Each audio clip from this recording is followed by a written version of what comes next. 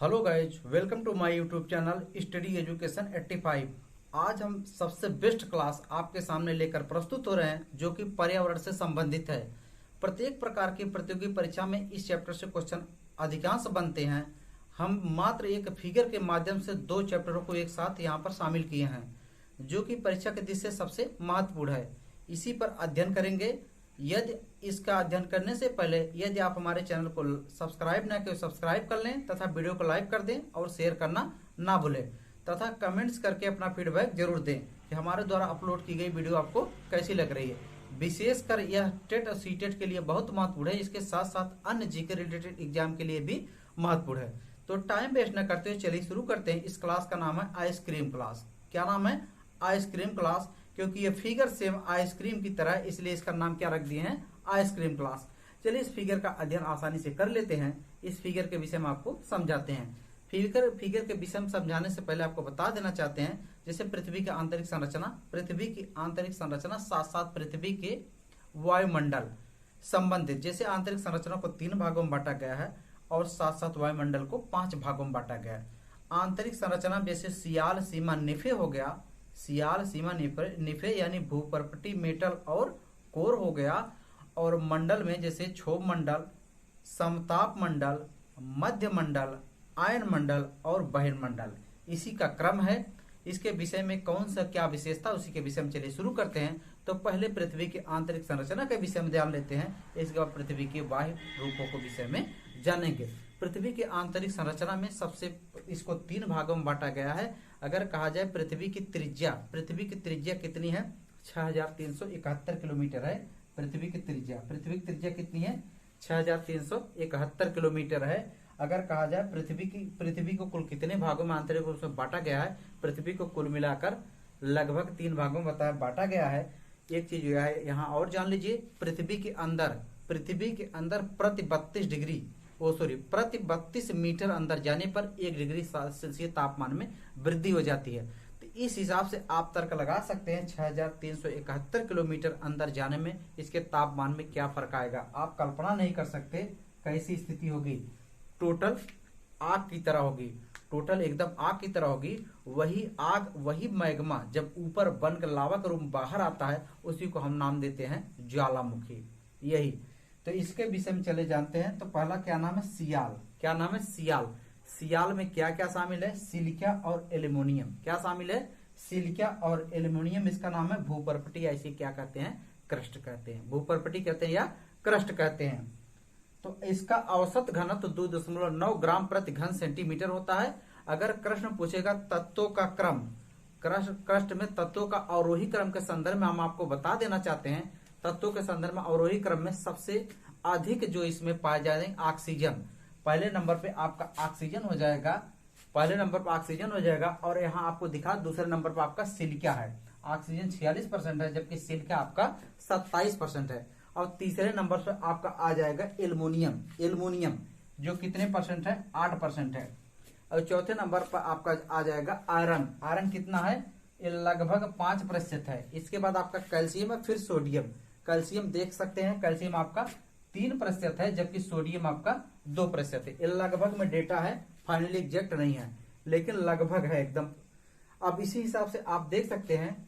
अब इसके बाद भूपर्पटी के विषय में जान लिए। भूपर्पटी के बाद दूसरे भाग पर हम लेके चलते हैं। दूसरा भाग आपका मेटल है। भूपर्पटी और मेटल के बीच एक क्षेत्र पाया जाता है, एक जोन पाया जाता है जिसको क्या कहते हैं? मोहो क्षेत्र या मोहो असंबद्ध क्षेत्र। क्या कहेंगे? मोहो असंबद्ध क्षेत्र। पूछेगा किन 2 परतों के बीच में पाई जाती है? तो भूपर्पटी और मेटल के बीच में मोहो जोन पाई जाती है। इसके बाद आप आते हैं मेटल में। मेटल का अन्य नाम क्या है? सीमा, जिसमें सिलिका और मैग्नीशियम पाए जाते हैं। सिलिका और मैग्नीशियम पाए जाते हैं, एकदम नोट कर लीजिए, अच्छे पॉइंट है। इसके बाद इसका औसत घनत्व पूछेगा 2.9 से 4.7 ग्राम प्रति घन सेंटीमीटर इसका घनत्व है। किसका? दूसरे भाग का। तो दूसरे भाग को 2 भाग में बांटा गया है, ऊपरी मेटल और निचली मेटल। ऊपरी मेटल और निचली मेटल को निर्धारित करने वाली जो रेखा है उसको क्या कहते हैं? रेपटी। क्या कहते हैं? रेपटी। एकदम ध्यान से नोट कर लीजिए।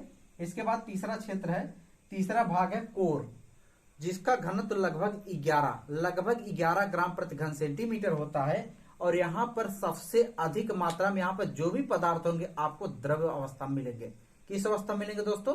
द्रव अवस्था में। तो इस और ये भी दो भागों में बांटा गया, ऊपरी कोर और निचली कोर। तो ऊपरी कोर और निचली कोर को निर्धारित करने वाली जो लाइन है उसे क्या कहते हैं? लेहमान असंबद्ध क्षेत्र। क्या कहते हैं? लेहमान असंबद्ध क्षेत्र। इस हिसाब से आपको हम एक छोटे से कक्षा के माध्यम से याद करवा दिए। और एक चीज और नोट करके लिख लीजिएगा, जो मेटल है, मेटल में जिसका निर्माण होने वाले जो इसमें तत्व हैं, जो इसमें पदार्थ हैं, बेसाल्ट एवं आग्नेय चट्टान द्वारा निर्मित है। कैसे निर्मित है? बेसाल्ट एवं आग्नेय चट्टान द्वारा निर्मित है। तो आपको याद करवा दिए, कौन सा याद करवा दिए? आपको पृथ्वी की आंतरिक संरचना। अब चलिए थोड़ा वायुमंडल की तरफ आपको ले चलते हैं। वायुमंडल को कुल 5 भागों में बांटा गया है। वायुमंडल को कुछ 5 भागों में बांटा गया, बताए थे। तो पहला क्षोभ मंडल, फिर समताप मंडल, फिर मध्य मंडल, फिर आयन मंडल, फिर बहिर्मंडल। अब पूछेगा पृथ्वी के सबसे नजदीक के क्रम में कौन सा मंडल है? तो क्षोभ मंडल। तो चलिए क्षोभ मंडल के विषय में थोड़ी जानकारी ले लेते हैं। क्षोभ मंडल के विषय में थोड़ा जानते हैं। क्षोभ मंडल को इंग्लिश में क्या कहते हैं? ट्रोपोस्फेयर। क्या कहते हैं? ट्रोपोस्फेयर, जिसे क्षोभ मंडल कहते हैं। अगर पूछेगा इसकी ऊंचाई 8 से 18 किलोमीटर है। 8 से 18 किलोमीटर। जैसे ध्रुवों से या विषुवत रेखा से दोनों ऊंचाई में अंतर हो जाता है। ध्रुवों से ऊंचाई कम हो जाएगी, विषुवत रेखा से ऊंचाई ज्यादा हो जाएगी। तो इसकी औसत ऊंचाई अगर पूछेगा 13 किलोमीटर है। कितना है? 13 किलोमीटर। तो इसका अन्य नाम है वर्षा मंडल, इसे कहते हैं मौसमी मंडल कहते हैं, या ऋतु परिवर्तन मंडल कहते हैं। ऐसा कहने से आशा यह है कि इस मंडल में मौसम संबंधी सारी घटनाएं होती हैं, जैसे बिजली का बनना, बादलों का बनना, बरसात होना। ये सारी घटनाएं किससे संबंधित है? आपके क्षोभ मंडल से संबंधित है। तो क्षोभ मंडल की ऊंचाई आपको बता दिए। अब इसके बाद अब लेके चलते हैं आपको क्षोभ मंडल के बाद लेके चलते हैं समताप मंडल। तो क्षोभ मंडल समताप मंडल पे चलने से पहले क्षोभ मंडल समताप मंडल के बीच में एक पोष पाया जाता है, एक जिसे दर्रे के नाम से जानते हैं, उसे क्या कहते हैं? ट्रोपोपोस। क्या कहते हैं? ट्रोपोपोस। ध्यान रखिए, बहुत इंपॉर्टेंट है। और क्षोभ मंडल और समताप मंडल के बीच में एक लेयर पाया जाता है जिसको ओजोन लेयर कहते हैं। क्या कहते हैं? ओजोन लेयर, ओजोन गैस, यानी ओजोन गैस पाया जाता है, जिस कारण इसका नाम है, अन्य नाम है क्या है? ओजोन मंडल। क्या कहेंगे? ओजोन मंडल। इसकी ऊंचाई, ओजोन मंडल की ऊंचाई जो है पृथ्वी से कुल मिलाकर कितना? 50 किलोमीटर मानी जाती है। कितना मानी जाती है दोस्तों? 50 किलोमीटर। अगर पूछेगा ओजोन मंडल को नुकसान पहुंचाने वाली गैस कौन सी है? सीएफसी गैस है। कौन सी? सीएफसी यानी क्लोरोफ्लोरोकार्बन। कौन सी गैस है? क्लोरोफ्लोरोकार्बन। इसके अलावा कुछ ग्रीन हाउस की गैसें पूछता है। तो ग्रीन हाउस गैसों के विषय में आपको हम नोट करवा देते हैं, आप नोट करके लिख सकते हैं। तो कुछ प्रमुख ग्रीन हाउस गैसें जैसे हैं आपकी कार्बन डाइऑक्साइड है, नाइट्रस ऑक्साइड है, धरातली ओजोन है, जलवाष्प है और मेथेन है। ये कैसी गैसें हैं? सब आपकी कैसी गैसें हैं? ग्रीन हाउस गैसें हैं। तो इसके विषय में बता दिए। इसके बाद आपको लेके चलते हैं और एक क्वेश्चन यहां से और बनेगा ओजोन मंडल से। वायुयानों के लिए उड़ाने के लिए सबसे अच्छा मंडल कौन सा है? तो कौन सा हो जाएगा? समताप मंडल। तो ओजोन लेयर किस में पाई जाती है? समताप मंडल में। ठीक है, इसका नाम है इंग्लिश में स्ट्रेटोस्फीयर। इसके बाद तीसरा मध्य मंडल की तरफ ले चलते हैं। मध्य मंडल और समताप मंडल के बीच में एक पोष पाया जाता है जिसे क्या कहते हैं? मीजोपोष। क्या कहते हैं? कहते हैं स्ट्रेटोपोष। क्या कहते हैं? स्ट्रेटोपोष। इसके बाद स्ट्रेटोपोष। अब इस मंडल के विषय, मध्य मंडल के विषय में सिर्फ एक क्वेश्चन आपको याद रखना है, यह सबसे ठंडा मंडल होता है, सबसे ठंडा मंडल होता है। और यहाँ नोट करवा के आपको और एक चीज हम लिखवाना चाहेंगे, पृथ्वी के सतह से ऊपर जाने के संदर्भ में। कहां पर? ऊपर जाने के संदर्भ में 165 मीटर ऊपर जाने पर प्रति 1 डिग्री सेल्सियस तापमान में गिरावट आती है। कहां तक आती है? मध्य मंडल तक। इसके बाद फिर तापमान में वृद्धि होना शुरू हो जाती है, यानी पृथ्वी की सतह से मध्य मंडल तक तापमान में गिरावट आएगी, उसके बाद उसके तापमान में वृद्धि हो गई। यहां तक देख लिए। इसके बाद हम इसके विषय में और बताना चाहते हैं, मध्य मंडल या इससे क्वेश्चन मतलब सबसे ठंडा मंडल, सिर्फ एक ही क्वेश्चन याद रखना है। इसके बाद आगे पूछते हैं, अगला क्या है आपका? ये देख लीजिए, और समताप मंडल और मध्य मंडल के बीच में एक दर्रा पाया जाए जिसे कहते हैं मीजोपोष। क्या कहते हैं? मीजोपोष। इसके बाद अगले मंडल की आपको लेकर चलते हैं आयन मंडल। कौन सा मंडल है? आयन मंडल। आयन मंडल के विषय में जान लेते हैं। आयन मंडल जो है इसको रेडियो मंडल कहते हैं। क्योंकि यहाँ रेडियो तरंगे यहाँ पर मिलती है। जैसे वर्तमान समय में यह इसका थोड़ा ट्रेंड कम हो गया है, लेकिन इसके पहले अभी भी चल रहा है। रेडियो वगैरह का प्रसारण कहाँ से किया जाता है? इसी मंडल के माध्यम से किया जाता है। इस मंडल में एक घटना देखी जाती है जिस घटना का क्या नाम कहते हैं? अरोरा की घटना। अरोरा की घटना जैसे उत्तरी ध्रुव या दक्षिणी ध्रुव पर, दोनों पर अलग अलग नामों से जाना जाते हैं, जिसे क्या कहते हैं?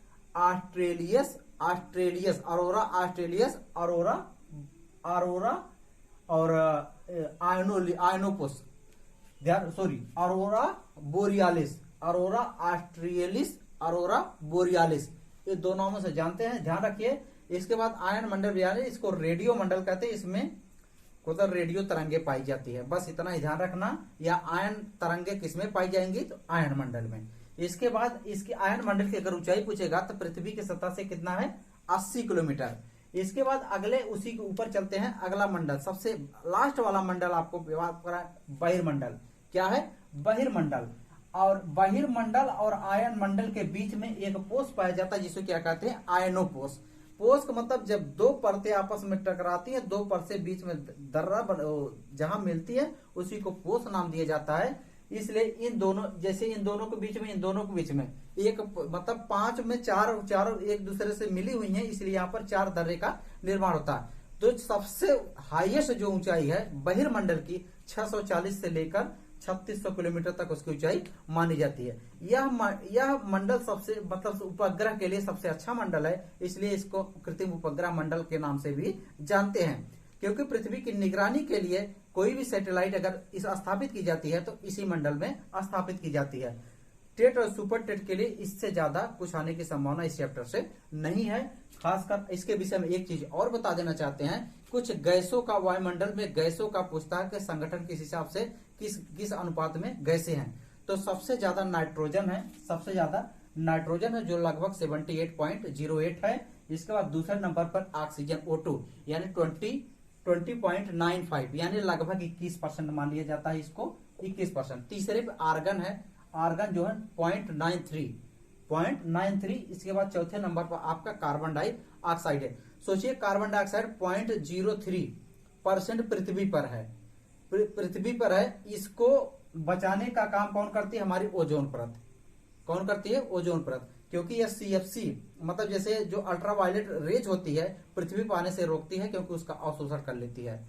बाकी हम ओजोन लेयर के विषय में कोई वीडियो अलग से आपको डाल देंगे, उस पर पढ़ाएंगे, क्योंकि इसमें करेंगे तो क्लास बहुत बड़ा हो जाएगा। और ये जानते रहिए ओजोन की परत जो मापते हैं, ओजोन की मोटाई मापते हैं डाप्सन में मापते हैं। किस में मापते हैं? डाप्सन में। तो चौथा आपका कौन कितना हो जाएगा? 0.0018।